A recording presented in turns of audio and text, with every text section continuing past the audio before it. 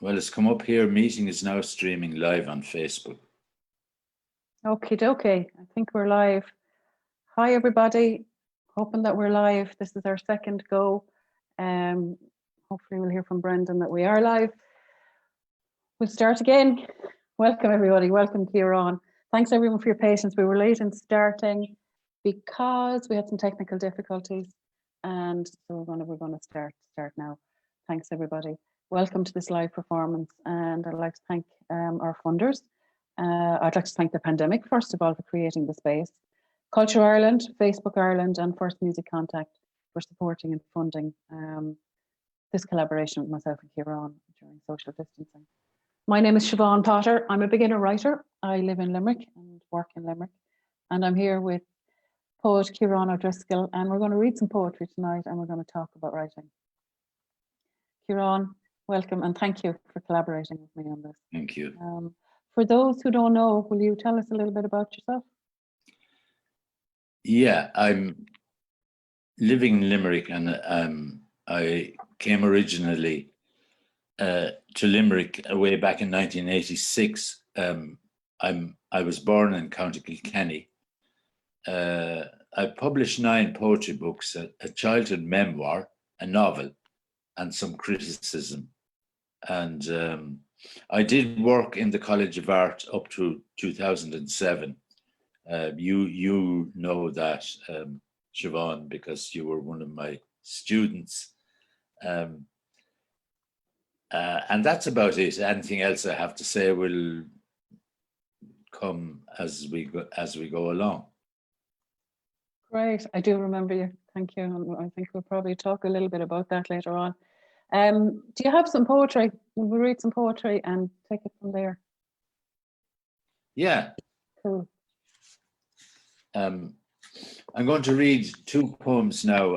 The first one is called The Lost Jockey, and it's based on a series of paintings and sculptures by the famous surrealist artist René Magritte. Now, the painting that I saw first shows a jockey who has obviously strayed from a race course. He's galloping like the hammers of hell through a very ornate grounds of a mansion, and there's a window from within the mansion opening onto the scene, as if somebody was. The jockey was obviously strayed from as if somebody was looking, and I'll just read it. I suppose I always knew deep down that someday it would come to this, and I would return to the question posed by that fellow Magritte. To Clotho, Lachesis, and Atropos, and snake-haired goddesses, the Furies or the Fates, or whoever it is they are, who are in hot pursuit. And when such an event occurs, erupting on the ordinary scene, there's always someone watching from behind a crimson curtain who has seen it and says nothing, only to suffer 30 years on a kind of falling apart. In the lowlands, they call it the KZ syndrome, when the truth sprouts from the brain's spindles, ridiculous but no longer containable. Was it that he caught my eye as he galloped past in flight from those invisibles? His face that of an ill-starred child hidden in the attic for fear of visitors. There has been far too much geometry in these parts. The regime has been far too regular and begged a madness to break out, a thundering of hooves along the drives. Someone is not in his proper place. Something is not quite right. A forest felled and turned is breaking into leaf. That first appeared in this book called Life Monitor, which was published in 2009. And read the second one is somewhat different.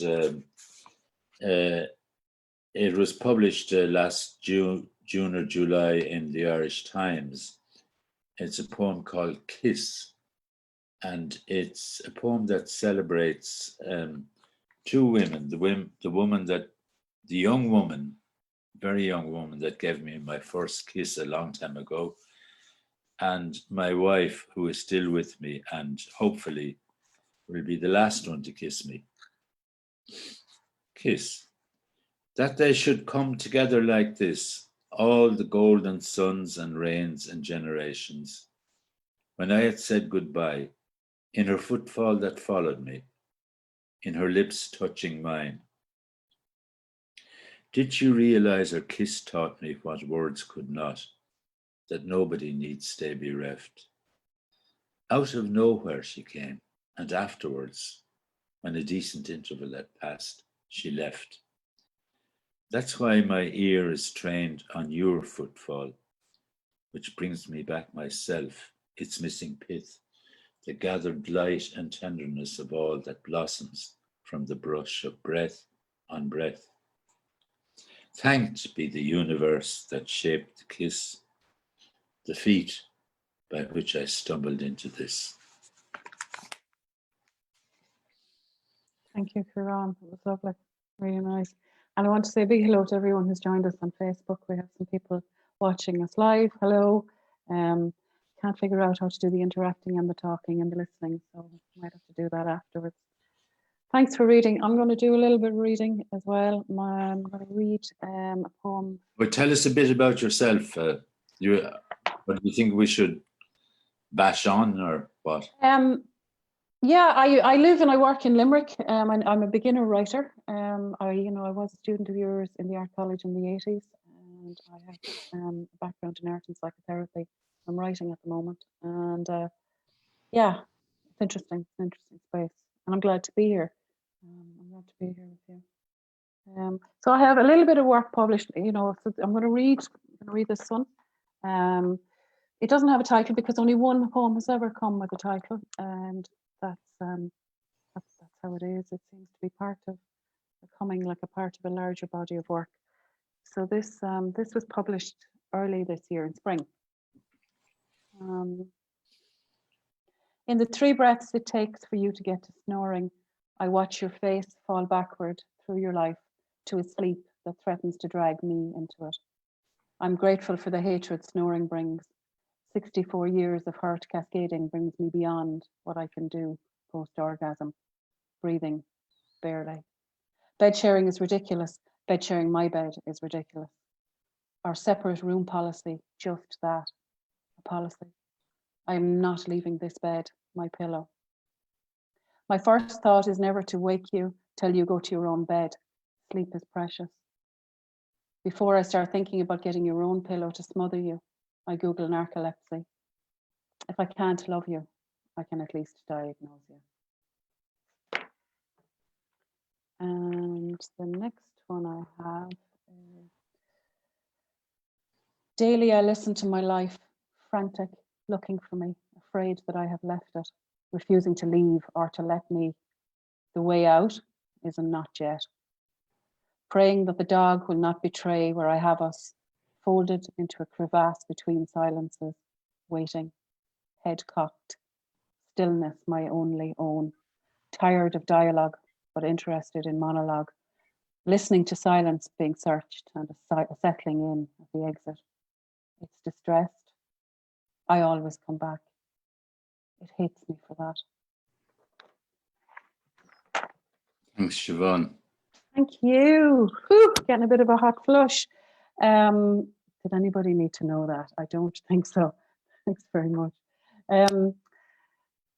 So now, if I talk, sorry, I was just wondering, does that yellow luminous rectangle appear around me if I talk? It does. I'll put it back on speaker view, and it'll be just whoever's speaking then. Right. So you're an established. I mean, you're a member of ASOM. You're an established Irish poet. When did you start writing poetry? Talk about that. Yeah, well, I started writing poetry when I was in a boarding school down in Cork in the 50s, and they had study periods in a big study room, study hall, they called it. And the study periods were very long, so I ended up doodling a few poems towards the end of study time. Doodling poems which were imitations of the poems on the Leaving Cert anthology of poetry. They would have included people like Alexander Pope with rhyming couplets, and an Irish poet called Seamus O'Sullivan, and others. So I didn't really take poetry that seriously then. It was when I encountered the modernists, just browsing through a book, Eason's bookshop in O'Connell Street in Dublin. I came across the poetry of T.S. Eliot.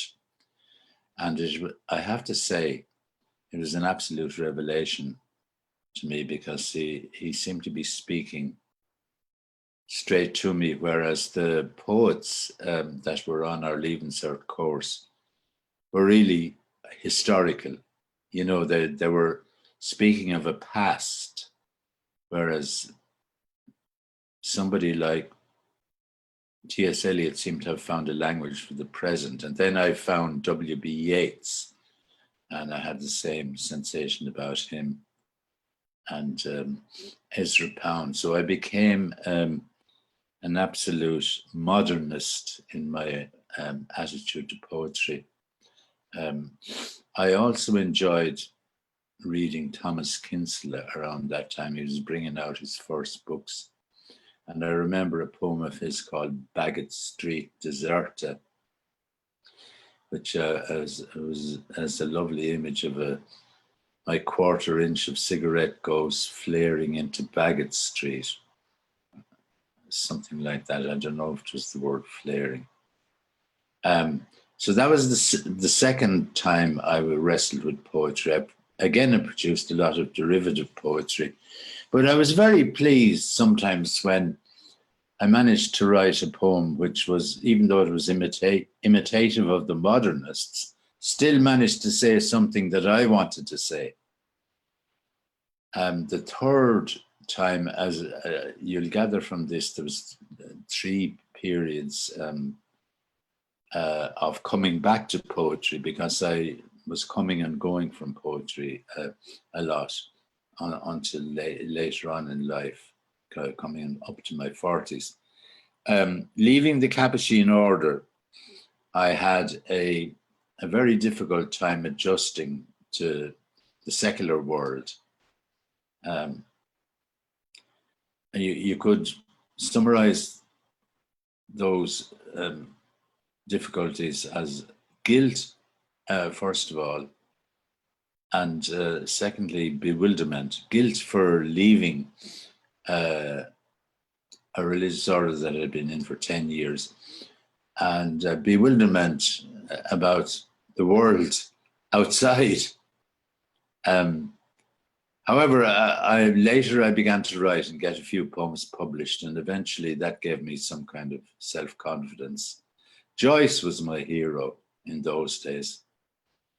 But eventually the old Eumenides were, as in the poem I just read, The Lost Jockey, the old Eumenides were following me, and eventually I had to write a poem about the whole experience of leaving the religious order.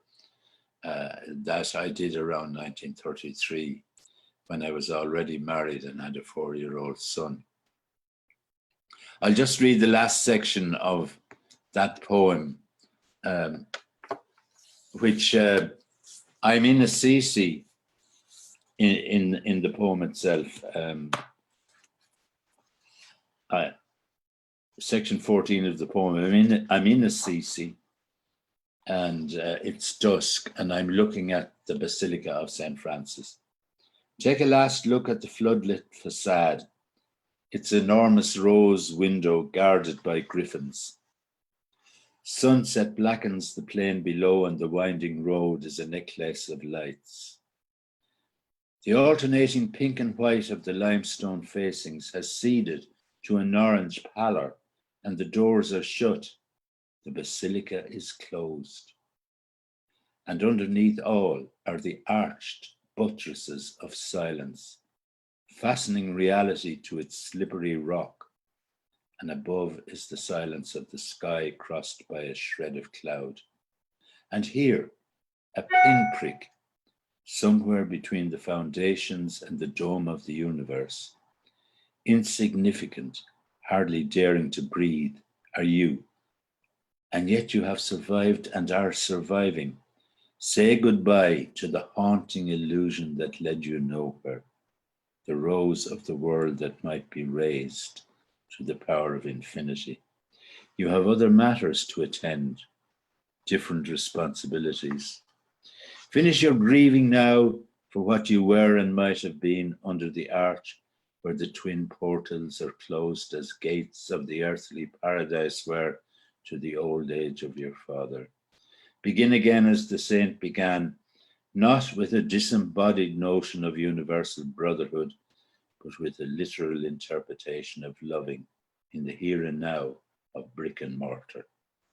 You who have been reborn in blood through husbandry and parenthood. Right. Thanks, Ciaran. It was lovely. So I'm going to read a poem, and I would like to dedicate this to Peadar Badger O'Donoghue, who's listening and being very, very patient. Why is he being patient? He's just being patient. He's being impatient and patient. I'm going to say a little bit how I came to the writing. I wrote my first poem last September. Before that, I was very actively not writing. I've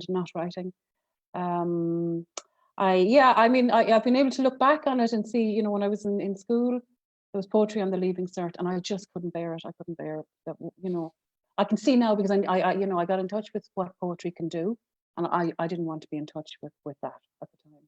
I came across you in art college. I had a complete aversion to you and your poetry and whatever was coming out of your mouth, and I never knew why. That was it. I was done. I realized what that was. I met you again last November at an open mic, and when I heard you speak, I thought, oh yeah, that makes sense. If I had heard that at that age, which I did, I wouldn't have been able to listen to it, because poetry is quite sacred. It speaks to that internal world. It's like a bridge between the internal and the external. And I wasn't interested in bridging any of those worlds. I wanted that which was ordered and literal, and I wasn't going anywhere near the symbolic or the unconscious. So yeah, I didn't write until I had to write eventually. I do have an arts practice, so there was a certain amount of writing happening. I drew on walls, and I wrote on walls, and I drew, I wrote on drawings, and I wrote in notebooks, and I've always, written on things, but I just never saw myself as writing until last September I wrote. And I thought it would be prose if I ever wrote. And it turned out that the structure of poetry suits me better, I think. At the moment. So since then, I've just been doing a little bit and then doing different things in the pandemic. So I am. You were really a poet running away from poetry. I would say running as fast and as far as I could, Yeah. But still somehow coming back to it. I ended up hanging around with writers. I married a writer. All of that kind of, if you hang around a barber long enough, you get a haircut kind of a thing. I mean, I always wondered, what am I doing with writers, and what am I doing going to open mics and I'm not writing? So it was there. Okay, so I'm going to read this for Peadar. Eat meat and give thanks. Time is coming when the potato will fail again, and nobody is going to come for us. When we accept that, we will be free. Lentils, chickpeas, and plant-based proteins are not indigenous. We will eat meat like our famine forefathers, and while it is not quite time to decide which of our neighbours or children to eat first, we might throw an eye over this while we have access to clear heads. Although everything dies, some will live as seed carriers.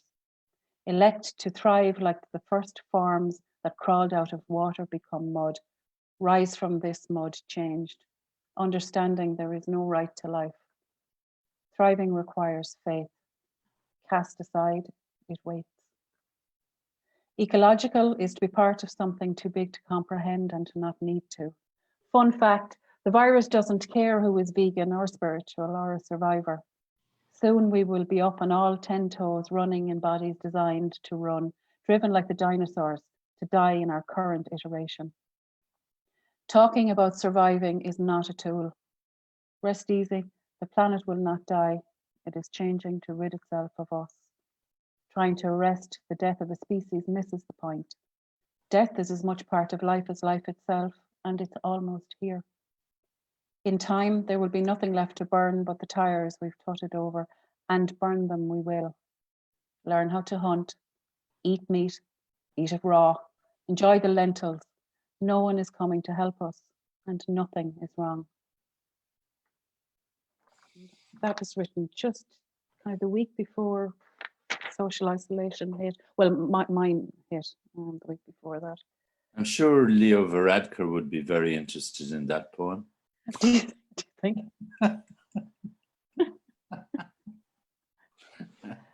I don't know, Varadkar, we won't go into Varadkar, but I don't mind the medical model that's been applied as opposed to the political model to dealing with this. I think it's an interesting way to deal with it. Mm-hmm. Mm-hmm. Okie dokie. Right, we're moving on. Just keep an eye on the time, 19:01. I don't even know what time we started.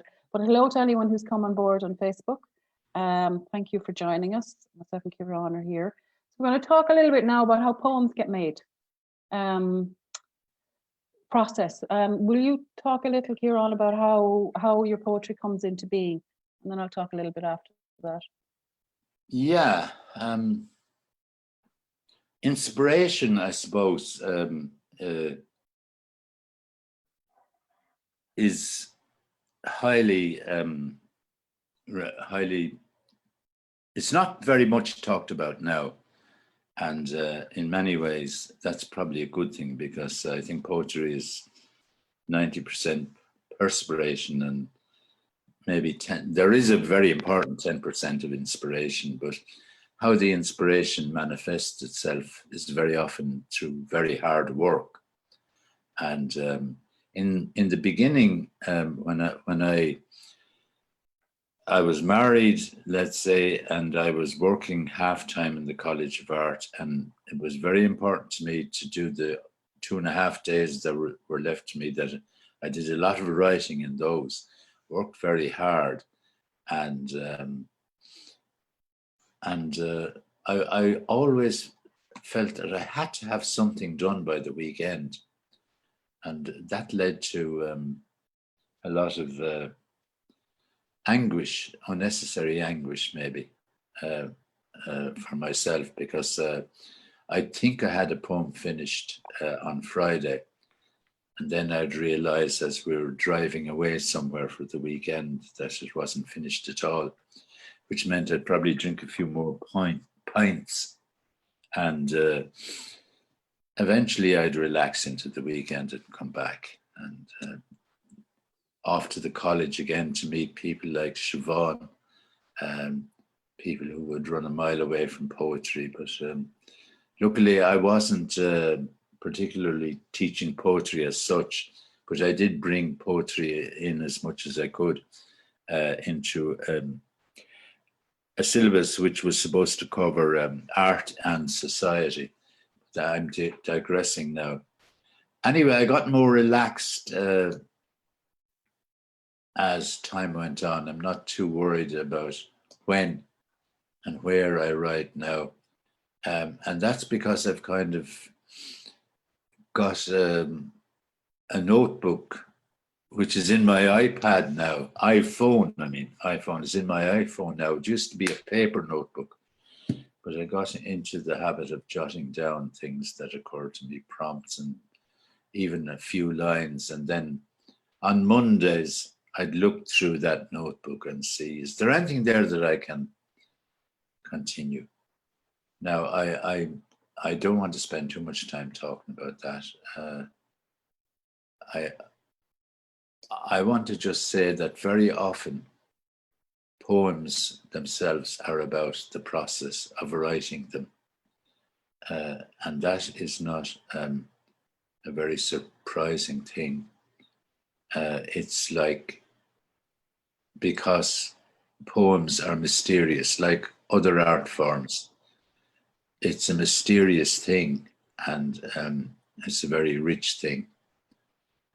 So I'll read a poem now that is a poem that involves addressing the process of writing. But this poem is more light-hearted than some of the poems I've written about writing.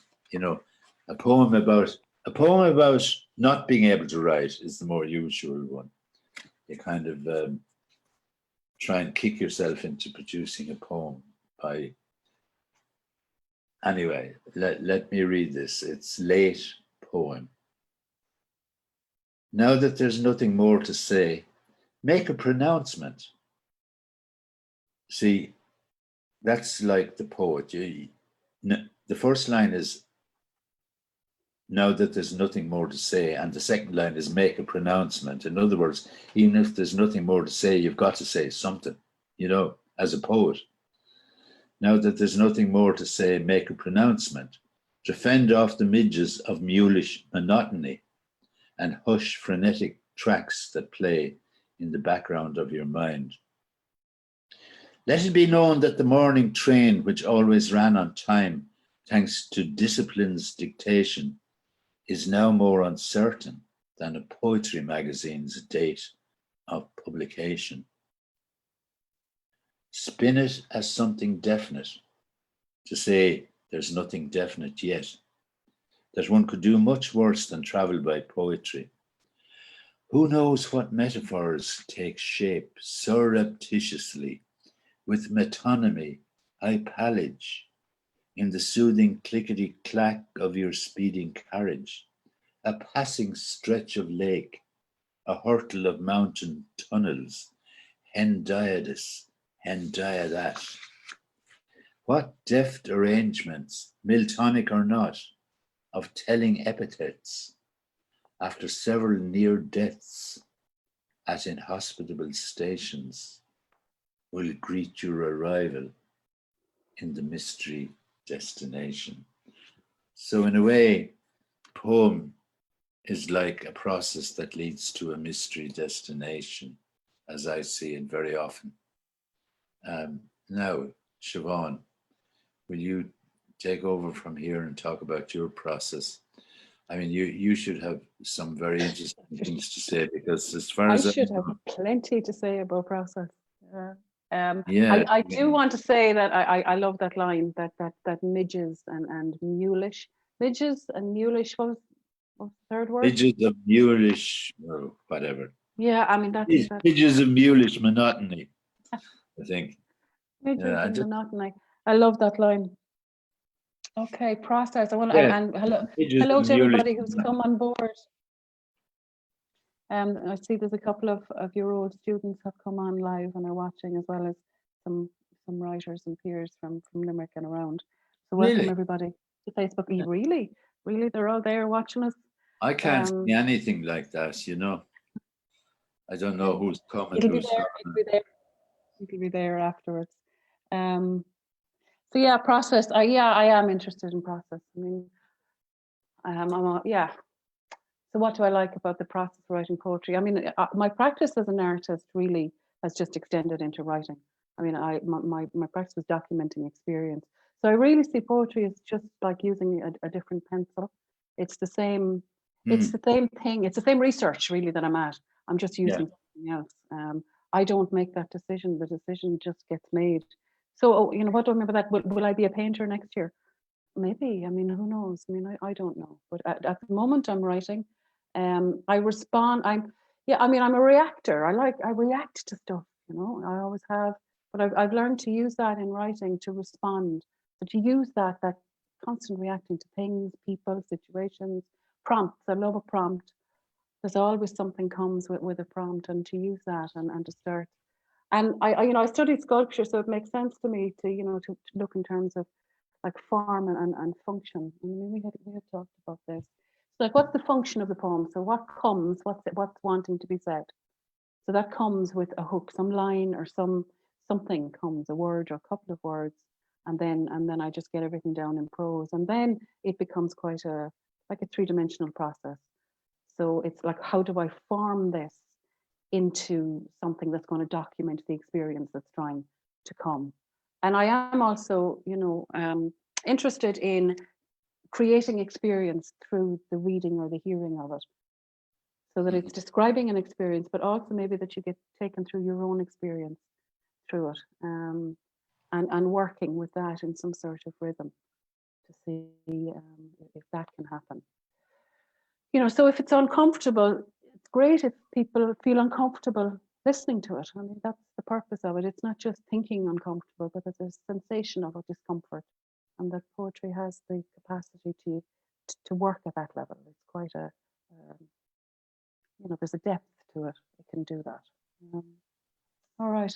I don't want to keep talking about that stuff. So I'm going to read a little bit of poetry. This was a prompt given to me by Kevin Higgins. I've been doing a workshop with him, and it was a Yugoslavian poet, A Conceited Mistake is the poem, Vasco Papa, and the prompt was to read this and write about a mistake. So this is what came.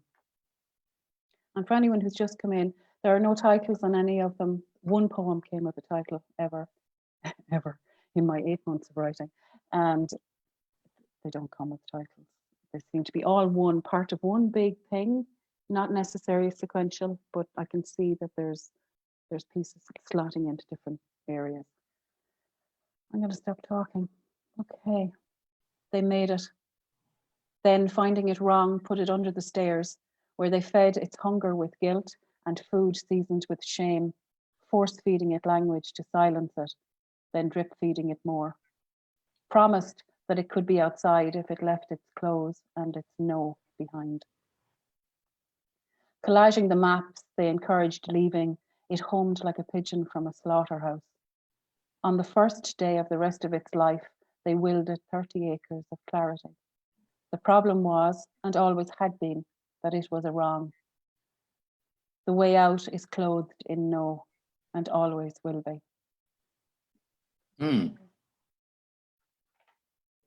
Very interesting. Yeah, I like that poem, even though it ends with a no. The Irish for No was a book of poems published by Ciaran Carson, the late Ciaran Carson, a Northern Irish poet. Yeah, the Irish for No. You can think about that. Right, so we're now going on to talk about the pandemic and the effect of the pandemic on one's poetry. I have had very little, it has very little effect on me. I did try to write a poem a couple of weeks ago, and it was on account of going into my pharmacy and the mild shock I felt the first day I entered and saw everyone behind the counter wearing masks, and that 6-foot spaces were marked out on the floor. And also that the people behind the counter actually came out to you. You had to stay. You couldn't go up to the counter. And they brought out their little thing for putting your credit card into, or they took your money, went back to the till and went out again. I tried to write a poem about that, but it was just purely descriptive. I didn't get the atmosphere. I'm not happy with it. Also, I'm feel removed in a sense, in that I am cocooning and spending most of my time at home and listening to the statistics of deaths and illnesses on the evening news, and I haven't been personally affected or members of my family so far, and so far is the big word. Time will tell.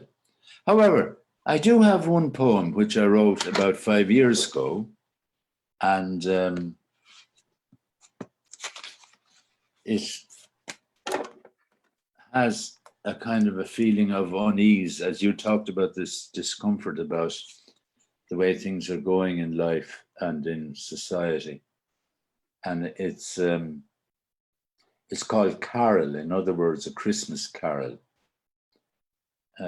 It could well be a carol for Christmas 2020, but let's hope not. In the presence of the presence that's been present all along, some things are terribly right and some are terribly wrong. Some things are terribly clear and some are still subliminal. They're singing the same old song from the new Higgs boson hymnal.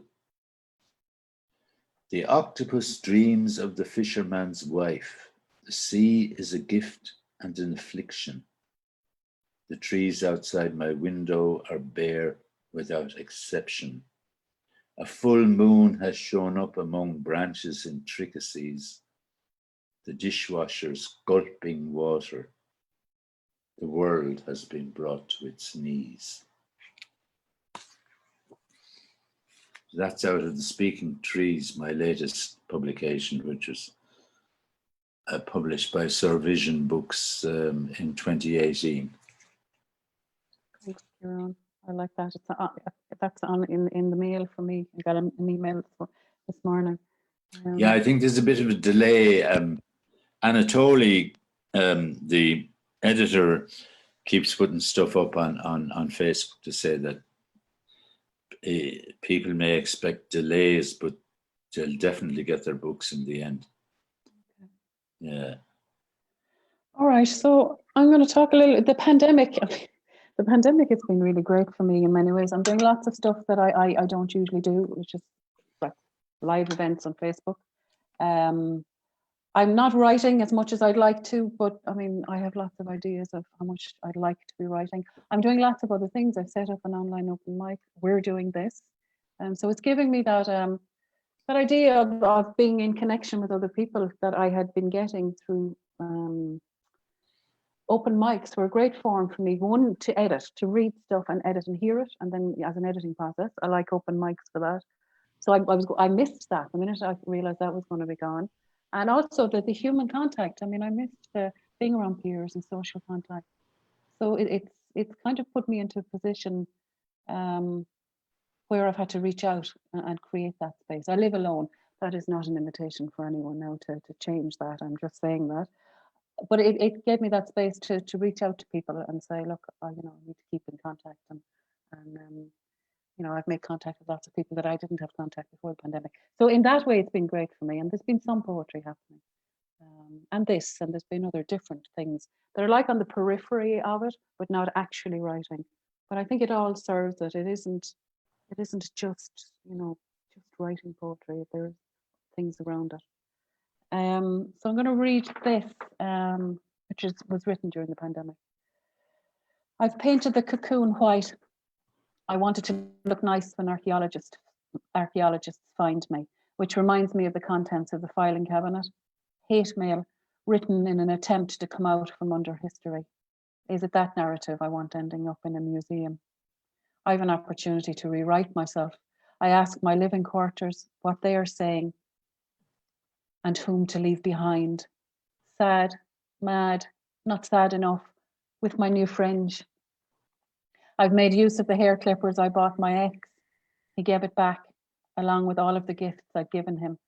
Faith and he didn't give me back my time. Historians will appreciate my adroitness with the clippers and that I know the difference between adroit and adept, and that I refused to compromise meaning for flow. At the very least, they will find a clean house. Very good. Thank you. Like that. Yeah. That's my last poem. So hello to everybody who's watching us live. I'm trying to keep an eye on that as well. Thank you all for watching. So we're coming towards the end, and I'm supposed to talk about what we're doing next, what you've on next. Anything that we can post, I'll post links later. But if you just want to give us an idea of what you're up to next, Ciaran. Oh yeah, I'm looking forward to the publication of this new Irish surrealist anthology, which has been published by Survision Books, edited by Anatoly Kudryavitsky, and it's called Seeds of Gravity. It's got 7 poets, including myself, with 8 poems each, and it's coming out soon. I hope that maybe Italy will have got itself together by the end of the year, because there's a festival there, which I'd be really looking forward to going to, and meeting up with old friends, and, you know, just reviving those memories of Italy that I have, and which are quite haunting and lovely. So that's about it, really, except, you know, whatever comes up. I think there may be a few other things, but I'll be at the owl writing anyway. Plenty of time for it now. Yeah. All right. So we'll post a link to that new book, that new surrealist collection that's out. We'll post a link in the live feed afterwards. And so what have I coming up next? Well, literally in 20 minutes, the open mic and guest reader is happening. Not the time to be silent. We're still running. It was an arts response to social distancing. So there's an online poetry reading weekly, followed by an open mic every Thursday evening at 8 p.m. So there's a group on Facebook if you'd like to join. Not the time to be silent. And so I'm literally going from here to there to do that, and I'll be continuing on with that until the restrictions on travel, on movement have been lifted, and we're back to face-to-face mics. And also tomorrow, I have two pieces of work. I have a piece of poetry. Actually, that poem that I read there about the mistake, the wrong, that is being installed in Minecraft, in a gallery in Minecraft, in the game, with a piece, one of my photographs. The 2 pieces of that. Yeah. So that's going into Minecraft tomorrow. So I'll put in links. Anyone who's on Minecraft or wants to go in there and have a look. It's a really interesting project. There's a gallery being set up in there, and a couple of work in there through an artist in Letterkenny, curator. And yeah, apart from that, there's an anthology coming up. The White House poets, the Billy and Siobhan in Limerick, who have an anthology coming up 2020. So, you know, when I don't know when that's going to happen because of the shutdown, but I have some work in that. Apart from that, I'm just going to be writing and sending stuff out, and and reading poetry. I'm really glad to have ordered books, you know, taken the time to order books and put money back in the economy and buy some poetry books. They're on the way. Glad we still have post.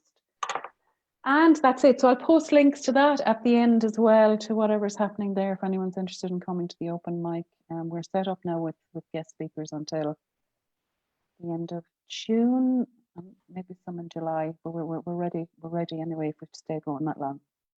So we've reached the end, Ciaran. Thanks a million. Right. Well, you were asking me, did I have any final words to say? Wait until I thank all of our to-do-dads first, and then you can take us out in a final word. You do that? Oh, thanks. Yeah, a great privilege. So we've reached the end. I want to thank Ciaran. I want to thank you for collaborating. We've both been working really hard all week with all the tech and the meetings and what we're saying, what we're not saying, and you've been, you know, very patient and very generous doing that. I want to thank everybody who's watched us, everyone who's come. I'm looking sideways because my phone is there, but I'm looking this way. Thanks to everyone who's on Facebook Live watching us, and anyone who watches in the future. It's nice to have the support. I'd like to thank Culture Ireland for supporting this and for funding it, funding the IrelandPerforms gigs. They're on for another week or 10 days. They have 100 artists and performers they're supporting. Facebook Ireland are part of that, and First Music Contract. Funding and supporting this performance. And keep writing, keep reading, keep listening. And Ciaran, will you take us out? Yeah, arts. I'm trying to think of a quotation. Art's a determined wretchedness, by no means strictly for the birds, but sends us halfway heavenwards, a discipline costing not less than keeping at it to express something that flows through everything, that rescues sorrow from itself and teaches us to sing. Is that yours? Yeah. That's lovely. That's lovely. Thank you. All right, we're going to get off the live gig and get on to another live one. Thank you, Ciaran. You're running around. Yeah. I'm running around from the front of a screen. You'll meet yourself coming back. There has been a reason for all of this cocoon. Yeah, you're really getting things going, though. There's no doubt about it. And yeah, good. It's wonderful that you're doing it, because people have been very open and willing to come on board as well. That always helps. All right, thanks everybody. Thanks, Ciaran. Thanks everyone on Facebook Live. See you all soon. God bless. Bye-bye. Thanks for the technical assistance, Brendan. Oh, Brendan, thank you. Big nod out to Brendan and Ciaran and all the people involved in Culture Ireland, particularly Brendan, for listening to me whinging today. See you soon. See you soon. All the best. God bless. Oh. Bye.